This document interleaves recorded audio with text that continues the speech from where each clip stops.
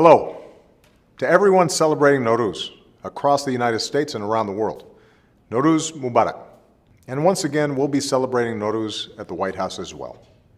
In a few weeks, we'll bring out our own hafsin.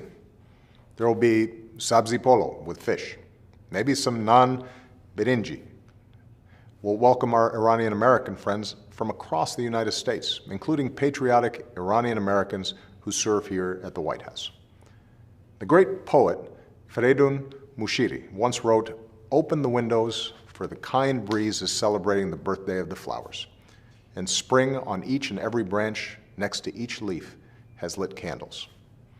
Every year as president, I've taken this opportunity, the hope of spring, to speak directly to the people of Iran about how we might open a new window and begin a new relationship between our countries. Now, for the first time in decades, there's a chance for a different future. Over the years, you've heard me say that the United States was prepared to engage with Iran in a spirit of mutual interest and mutual respect.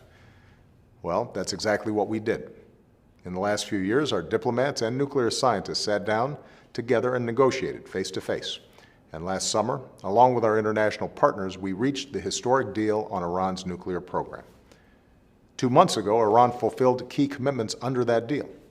Iran has now rolled back key parts of its nuclear program and agreed to verification measures to assure the world that its nuclear program is and will remain for peaceful purposes.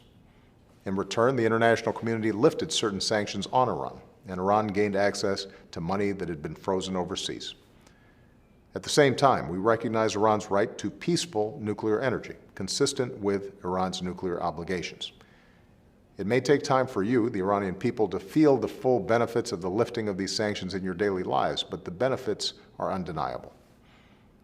Iran now has the opportunity to begin reintegrating itself with the global economy. That means more trade and investment, which will mean more jobs, including for young Iranians who dream of pursuing their careers and making their mark on the world. It will mean more access to cutting-edge technologies, including information technologies that can help Iranian startups. It will mean more opportunities for Iranians to sell your exports, including textiles and agricultural goods, to the world. And I know that Americans are eager to buy more of your beautiful Persian carpets, caviar, pistachios, and saffron. More tourists will visit historic sites like Shiraz, Tabriz, and Isfahan, and spend their money in your shops and restaurants. Iranians, including students, will have more opportunities to travel and study abroad. The nuclear deal was never intended to resolve all the disputes between our two nations, and the United States continues to have profound differences with the Iranian government. But even as our two governments continue to have serious disagreements, the fact that we are now talking to each other on a regular basis for the first time in decades gives us an opportunity, a window, to resolve other issues. As we do, I firmly believe that we can continue to expand the connections between the American and Iranian people. This week, I'm making a historic visit to Cuba. For decades, our two governments were locked in conflict. Not long ago, my visit to Havana would have been unthinkable. This week, I'll focus on how we can build more trade and ties between our two peoples.